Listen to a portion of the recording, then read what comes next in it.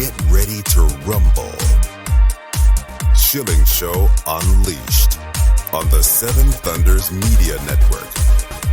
Former city councilor, husband, father, and community watchdog. Your host, Rob Schilling.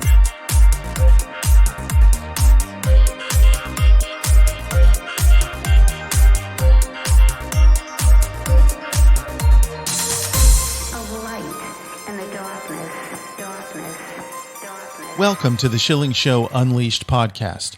Remember, your direct support makes our show possible, and you can directly support this podcast by visiting shillingshow.com and then clicking on the Patreon banner at the top of the page to make a monthly contribution. We appreciate your support. The topic of fake news continues to be problematic for Americans who value the truth, who value the First Amendment, and who value our civil society. I want to give a few more instances today and things that you ought to be paying attention to. And it's very interesting to me that the mainstream media, while calling us insurrectionists and treasonous, has been ignoring the actual insurrection that's been going on for the better part of a year. And really, over the past many years, it's just not called that. I remember looking at television news going back to the 1980s and seeing these people dressed all in black in Europe. Whenever the globalists would get together in Europe and have their annual meetings, that you would have all these people showing up, protesting, smashing windows, and creating violence. And I was so grateful we didn't have that in America. I think it later came out that these people were Antifa or Antifa-related individuals who've been causing trouble for many, many decades. Being so grateful that they were not here in America, it's sad for me today to acknowledge that this is going on. We do have real insurrectionists and real treasonous here on the streets of America. But why are we ignoring it? And why are we reserving the term insurrectionist and treasonous for an attack on government, and yet the attacks on private property, which arguably is at least as important as government in the foundational concepts of the United States of America? Why is the government being lionized here and private property is being diminished when it's attacked? Let's talk about some of the instances of ignoring insurrection and refusing to use those terms, the Democrats, the mainstream media, and the globalists. What about the burning of Portland? What about what's been going on there, the rioting, the violence, Andy Ngo and some others who have been beaten badly by people affiliated with Antifa and some of the other radical extremists that have been there. And yet the media does not call them insurrectionists. The media does not call them treasonous. They're just expressing themselves. I've heard over and over again, and although I haven't been there to see it, that 5 linear miles of businesses in the city of Minneapolis have been burned over the ongoing months-long rioting in Minneapolis. Where has law enforcement been? Where has been the condemnation of the mainstream media in the United States of America of the insurrection and treason that was going on in burning businesses in Minneapolis? We know there was a tremendous amount of damage in Washington, D.C. following various events that were not favorable to the left, and that we saw many of our national monuments toppled and defaced, and yet there was no call of insurrection or treason. How about Seattle, which was a gross violation of private property rights? And of course, you know the foundational principles of the United States rest very heavily on the ownership of private property. Well, they had something called CHOP, and it was an autonomous zone that was seized by Antifa members and other lawless anarchists. They seized private property and claimed it and held it as their own, doing this from lawfully owning American citizens.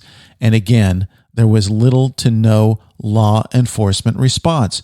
Who are the insurrectionists? Who are the treasonous? Do you recall the attack on ICE facilities, a targeted attack in August of 2019 where shots were fired into a Texas ICE facility? That's Immigration and Customs Enforcement, an organization which, by the way, has been vilified violently by Democrats in high positions, elected positions in the United States government. And so were they responsible? Shall they be impeached for inciting these various attacks, not only on the ICE facilities, but we understand on ICE agents as well? Let me take this local. In 2011 or thereabouts, Charlottesville's Lee Park was taken over by members of a group called Occupy Charlottesville. You may recall the Occupy movement, this 99%, this 1%. Well, this group of people decided they were going to camp out in Lee Park over the course of 30 days, even though it was totally illegal to be there overnight. And you had Mayor Dave Norris at the time of Charlottesville. You had this weak, spineless, overpaid, and underqualified city manager by the name of Maurice Jones, who recently left town with a big paycheck for doing a lousy job. He got a golden parachute to send him down to North Carolina. And others in city government who were too spineless, too weak, too frail to eject the occupiers who were in the park illegally. This went on for 30 days, and finally the police moved in. But it was utter lawlessness. It was a flagrant violation of the rule of law. And this is where it starts. You see, when people see that going on, they want to take the next step, the next step, the next step. Let's go to Tim Kaine. You might have forgotten this story, or maybe you never heard about it. Tim Kaine has a son named Woody. I think that's a nickname, but Woody Kaine is associated with the Antifa group. How do we know that? Well, there was an Antifa riot against Trump supporters at the Minnesota State Capitol in 2017. Here's a report of what happened there. And remember, Tim Kaine, United States Senator, supposedly representing Virginians, but in actuality representing a national Democrat leftist political agenda. Here's what Woody Kaine was involved in. The report said that rioters used mace, tasers, smoke bombs, and firecrackers on members of the pro-Trump rally and punched others in the face. Kaine was one of 6, and I got to love this term. They call them counter-protesters. No, he was a violent anarchist. Kaine was one of 6 violent anarchists arrested over the violence. And now remember Tim Kaine saying how he supported his son in his political efforts. Words to that effect after this arrest was effected. So you see, this is not just random people, but it is in the highest echelons of United States government. And you wonder why Tim Kaine won't condemn Antifa? Well, look no further. In fact, Democrats refuse to even acknowledge that Antifa exists. You remember the empty suit in the White House right now, Joe Biden saying, Antifa is an idea, not an organization. How could you possibly believe that? But these are the lies that are being fed to the empty suit, and then he just regurgitates them. And of course, here in Charlottesville, another local story, but this was really very broad, Trump's very fine people remark. And I have spent tremendous amount of time on this online. You can look it up if you like at shillingshow.com. It's called Hate Hoax. But Joe Biden said those comments and what happened in Charlottesville are what inspired him to run for president of the United States. But it's all built on a massive lie. The president was very, very clear to exclude the white supremacists and the Nazis from his remarks. I know people who participated. I know people who were down there because they were very concerned about the eradication of history by the leftists and the progressives who want to do that for their own political purposes. They want to wipe out a narrative and insert their own. And so in order to do that, they have to get rid of all American history, whether it's favorable or unfavorable, and replace it with their own version of history. Not only did Joe Biden use this over and over, but Charlottesville's police chief, Dr. Rochelle Brackney, has used this for political purposes as well. She references over and over and over again the president's quote-unquote very fine people remarks. She should know better, Joe Biden should know better, and every other person who uses those remarks politically should know and probably does know better that what they're saying is built on a lie. And yet they continue to use these remarks to further their own political purposes. What we see now is just the tip of the iceberg because there's so much more of this that hasn't been exposed. If you don't know that someone's lying or there's no obvious evidence of it, it takes somebody to go investigate it and then present the proof. And if you think that the mainstream news media, the legacy news in America, that the globalists, that the Democrats are going to do anything, the government schools will do anything to get the truth out if it conflicts with their political goals, well, you're wrong and I'm wrong. Nothing of the sort will happen. So we need to be diligent about what we consume. We need to take everything, as they used to say, with a grain of salt and consider that there are many entities out there looking to deprive you of the truth and substitute their own political narrative. The Schilling Show Unleashed podcast continues in a moment. Join the revolution. Online at shillingshow.com. BorderHawk.news is a one-stop shop with the latest news about immigration nationalism and globalism. The BorderHawk staff daily curates immigration news stories and, in the fashion of the Drudge Report, updates the site with cutting-edge content and original first-class commentary. BorderHawk.news highlights national and international media reports, tweets, and nuggets buried in local news blurbs, polls, video clips, and policy research. BorderHawk is pro-legal immigration, pro-rule of law, but against an unsecure border, as countless Americans have suffered violence at the hands of criminal illegal aliens. And an increasing number of Americans are concerned about how mass migration affects their daily life. BorderHawk.news will remain on the forefront of the immigration issue with a buffet of info to read, evaluate, and share. Bookmark BorderHawk.news. Add them on social media at BorderHawkNews on Twitter. Get your fix. Shilling Show Unleashed.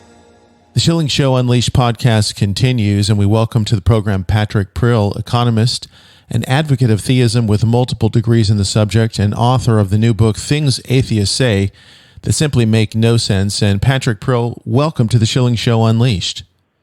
Well, thank you so much, Rob. It's a pleasure to be here.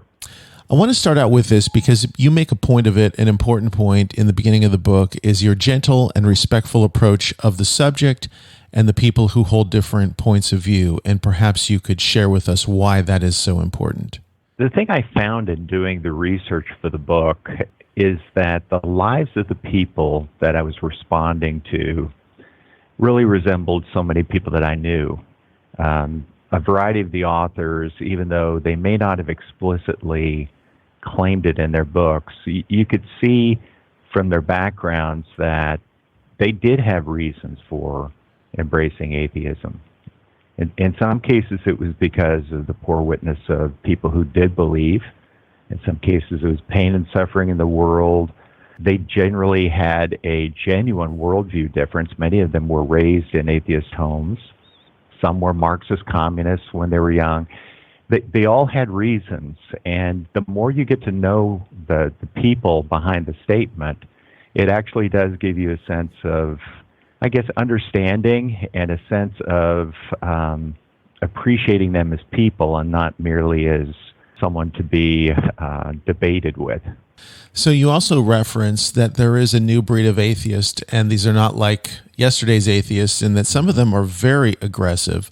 How do those two things work together? If you have somebody that's super hostile and you're trying to be respectful, does that work? And if not, what do you do? It can work because what you're really responding to is what they're saying. You're not necessarily responding to the manner in which they say it.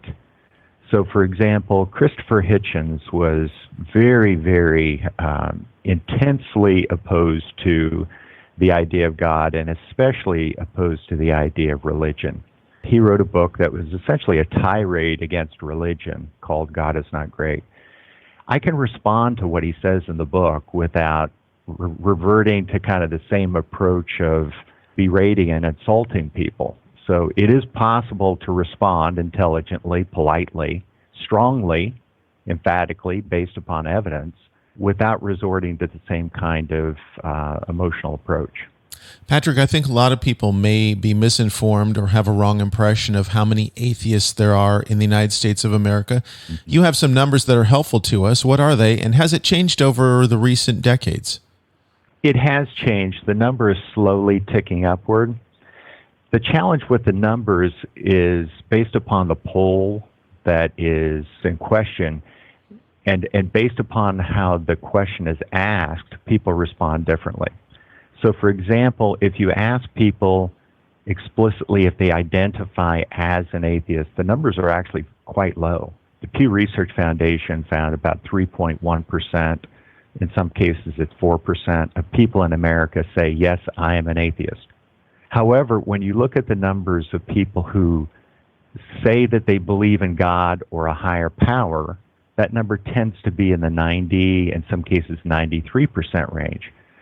So you have a gap in the middle of a group of people who don't necessarily believe in God. They don't also identify themselves as atheists. And in a lot of atheist publications, they will claim that 10% of people are atheists. I would contend that the people who claim to be atheists definitely are, but that other group of people are still sorting things out. If they're not willing to call themselves an atheist, it means that they just don't know. And that's what we would traditionally call an agnostic. Why do you think things have changed, and why is they tick up instead of down? I think that one of the things that's happening is the approach of our public schools of naturalism. This is just one. So, for example, when my kids were in grade 5, they were all taught that Greek gods and goddesses were myth. Simultaneously, they're being taught scientific naturalism. And I love science. There's nothing wrong with science. But if you're taught that all of the complexity of the world can be answered by nature and that nature creates its own complexity without the view and the additional evidence that says, but excuse me, wait a minute, nature can't answer its own beginning. Nature certainly can't answer the beginning of life. Nature can't answer the cause or the origin of consciousness. What they're effectively doing is they're teaching kids a worldview where gods and goddesses are myth, and nature answers everything in the world, when in fact it doesn't. But the schools aren't allowed to say that, because to say that would be perceived as promoting the idea of God, and they don't want to go there. So one of the fundamental challenges is just the worldview that's being taught. And I think another one of the reasons is the relative silence of people who do believe in God, and especially in the Northeast where I've lived for the last roughly 30 years, I've just found that a lot of people who do believe in God have become intimidated and silenced. And I think those are the two biggest factors that are really contributing to it.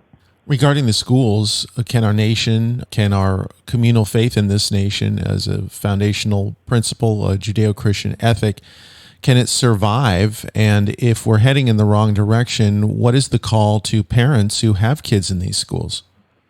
Well, it definitely can survive, because when you look at history, people who believe in God have endured far worse circumstances and come out, on the winning end. So I'm not concerned about the survival of theism.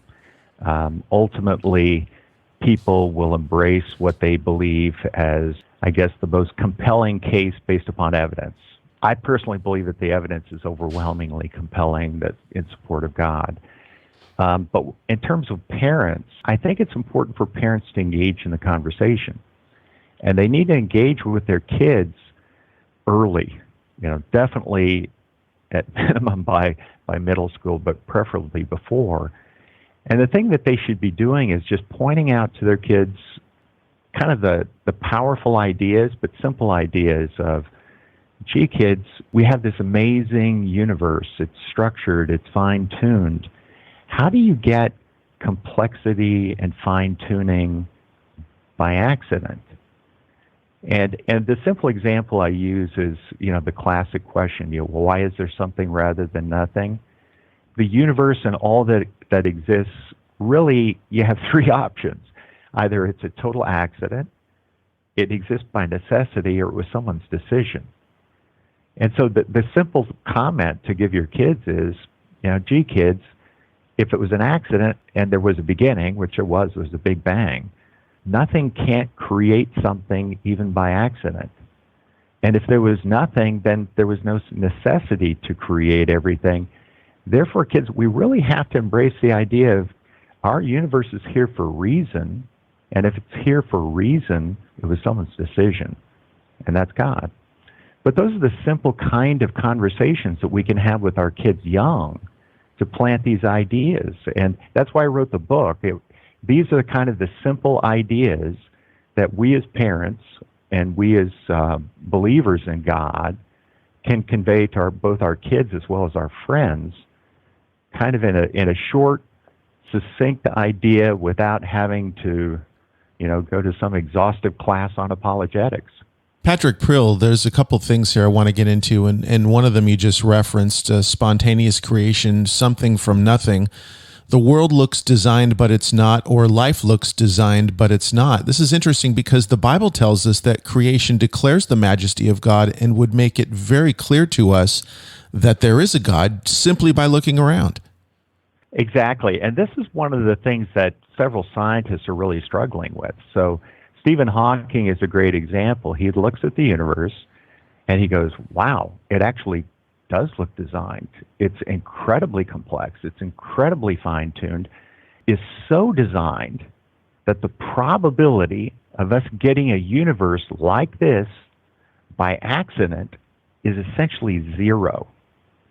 So if the probability of us getting at a universe that looks so incredibly designed is essentially zero, he theorizes that there must be an almost infinite number of universes and that they must cause themselves spontaneously to come into existence, or there wouldn't be one universe like this. And the obvious response to that is, well, Stephen, if there's all these universes spontaneously coming into existence by necessity from nothing, why aren't we constantly bumping into them? It's interesting because in the book you talk about the evidence of design, and you list a number of different factors and situations that people can look at. But somehow people want to overlook the evidence. I mean, if you found something sitting in the middle of the desert, let's say it was a brand new Cadillac, and someone said, well, that just happened, nobody would believe that. The world and the universe is so much more complex than that. How does anybody overlook that evidence? Well, Richard Dawkins essentially does, and he points out that, of the roughly 10 million species on Earth, all 10 million look as though they were designed. And every organ within every species looks as though it was designed. He says that every organ in every species does what it does incredibly well. So here you have a 10 million to 0 ratio. 10 million look designed and 0 don't. But yet he can't bring himself to acknowledge the possibility of design. But there was a gentleman who wrote a book a few years ago called God Does Exist. His name is Antony Flew. He was one of the leading atheists for 50 years. And the thing that got him over the hurdle of belief in God was the scientific evidence alone. And one of the key things that he observed was the discoveries about DNA. So here you have a DNA molecule contains 3.1 billion characters of coded information. It's a language. It contains programs, a database, purpose, self-replication. And he couldn't get over the fact that, wow, how does something like that happen by itself? You can't have purpose, structured information, programs, language randomly. So even atheist philosophers are now coming to really grapple with this design issue, and they're really, slowly starting to kind of come on board and say, well, yeah, you're right. This couldn't have happened randomly. It's just too complex. It's too purposeful. Could we go to the topic of natural selection, because that's kind of used as a catch-all to answer all the questions, and yet it really doesn't, does it? Now, it can't, because natural selection can only happen if life already exists. So natural selection can't answer the origin of the universe. It can't answer the origin of life. It certainly doesn't answer purposeful information. I think it's really interesting. There's 1,000 scientists here in the U.S. and abroad that have recently signed effectively a petition. It's called Dissent from Darwin, where they basically say that natural selection cannot answer the complexity for what we see in the world. It can't answer the complexity of life. 1,000 world-class scientists are saying that no, natural selection doesn't answer everything. But unfortunately, our kids aren't hearing about that in school. I was reading through one of the chapters and I got a chuckle because I never really heard the concept that you brought forward, but it brought to mind a movie I saw some decades ago. The concept is our universe is nothing but a computer simulation, and we're living in it. And I thought of this movie called The Truman Show, where the guy was basically living in a bubble somewhere, and someone was watching him for their own amusement. I never really thought that people believe that for sure, but are there people who think we're living in a computer simulation? There are people who are actually giving it some credibility, and the reason that they're doing it is they're grasping for straws. The Big Bang is a problem for scientific materialists. It's a huge problem because how did you get everything from nothing? So Carl Sagan used to say, well, maybe it's the universe is expanding and then contracting on itself. And then you have Peter Atkins, who's an Oxford professor, who's saying, well, yeah, there was a beginning, but nothing actually happened. And you go, excuse me, Peter, nothing happened? This thing was huge. It was enormous. Everything came into existence simultaneously at once. How can you say nothing happened? Then you had Edward Tryon, who's a physics professor in New York City, and his comment was, well, universes just happen from time to time. And now the computer simulation idea. So you're getting these really rather creative notions to try to explain how everything came from nothing simultaneously, but they're still kind of holding on to that old idea of scientific materialism. They refuse to believe the idea that the material had its source in the non-material. And that's a really, difficult transition for a lot of scientists to make. But there's a great quote that I did include in the book from Gerald Schroeder. He's an MIT educated physicist, and he basically said, the physical system we refer to as our universe is not closed to the metaphysical, or the non-physical rather. It cannot be closed. Its total beginning required a non-physical act. Call it the Big Bang. Call it creation. Let the creating force be a potential field if the idea of God's bothersome to you. But realize the fact that the non-physical gave rise to the physical. And that's a really powerful concept, and that is one of the most powerful concepts to support the idea of the existence of God. There's a chapter in the book about denying God and therefore denying accountability, and that seems very convenient to me. It almost seems childlike, because people don't want to be accountable, and yet they must think that there is a God and they would be held accountable. They just don't want to believe it. Yeah, Friedrich Nietzsche and a variety of others have kind of believed that. And, in some cases, it's just they wanted no accountability. They wanted no moral code imposed upon them. They wanted to do what they wanted to do. A recent example is Thomas Nagel at NYU. He seems to be a really interesting guy. I've really enjoyed reading his books, but he basically says, I don't believe in God because I don't want the world to be that way. And he calls it a cosmic authority problem. So whether you're shaking your fist at God or you just don't want accountability, there are some people who basically want to be atheists. They want atheism to be true because they just don't like the idea of being accountable. A lot of people are stopped by pain and suffering and evil in the world. And you have a terrific chapter in the book on this. There is purpose in this. And I don't think a lot of people really give thought to the matter. Why would God have a world with pain and suffering and evil? Yeah, the example I use is the example of parents.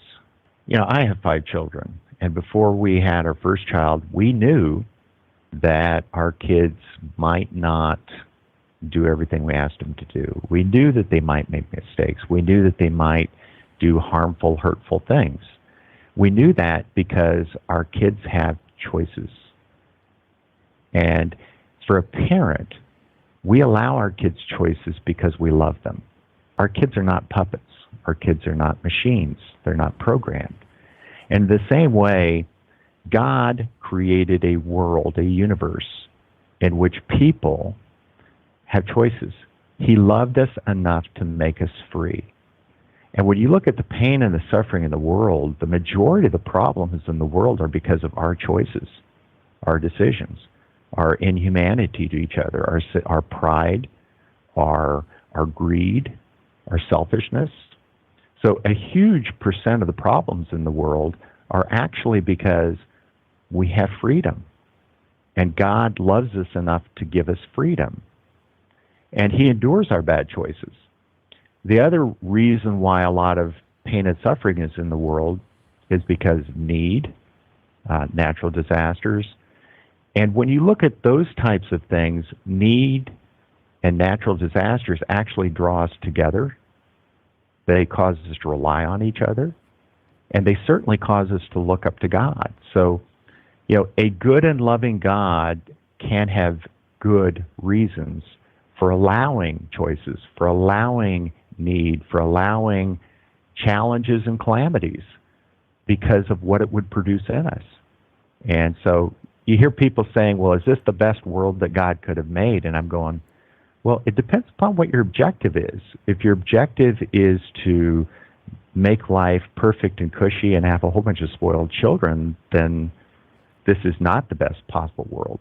But if your purpose is to make loving, volitional people who care for each other, then maybe it is.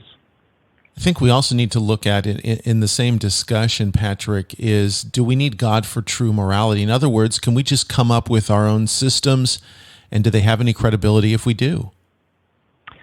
Well, if you're the pure scientific materialist type, you say there is no such thing as morality. So in that case, materialism can't give you morality. If you're the biological naturalist, you would say, yes, there's morality, but your morality is a kind of morality that's a little bit dangerous. It's based upon the survival of the fittest. And that's the kind of morality that Nietzsche had. He believed that invalids had no right to live. Then you get to the humanists who say, wait a minute, materialism can't give us morality, and naturalism's morality is really scary. Therefore, we're going to come up with our own moral code. But since they couldn't find one in materialism or naturalism, they actually turned to Christianity.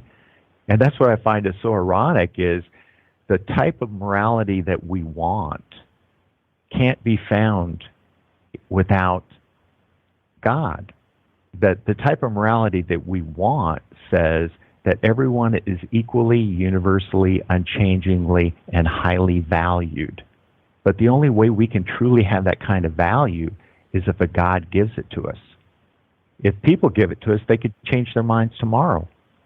We could describe different value to different people. But the only way we can truly have the kind of value we want is if God exists. Therefore, the kind of moral code that we want can only be developed on that foundation.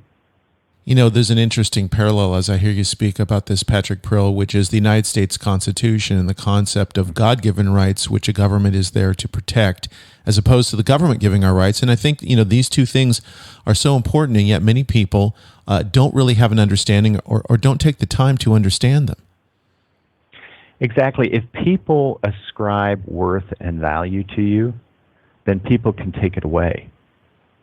And there was a group of people that put together the Humanist Manifesto 2000. It was 141 people that described the kind of moral code and the kind of value that human beings should have.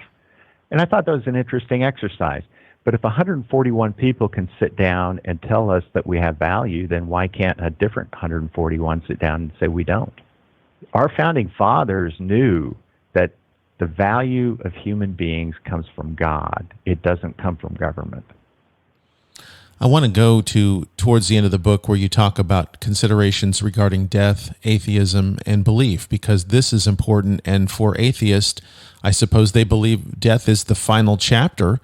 But what would you say to someone who's considering death and whether or not to believe in God? Well, Bertrand Russell his classic quote is, when I die, I'm going to rot. Well, that's a really optimistic perspective, I guess, for some, not for me. But the thing I'm finding is that scientifically, there's been a number of studies out recently. There's one group that is at the University of Virginia, another group that did studies in England.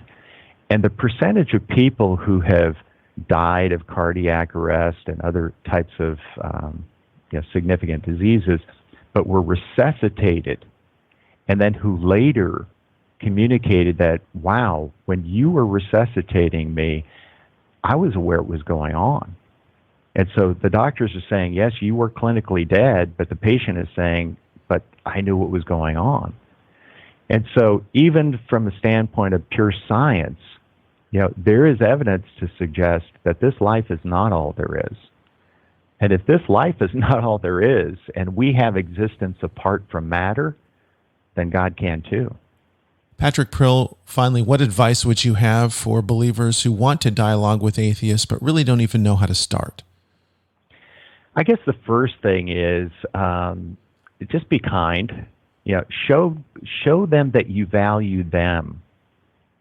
Most people are not convinced of an argument based upon a debate. They truly are not.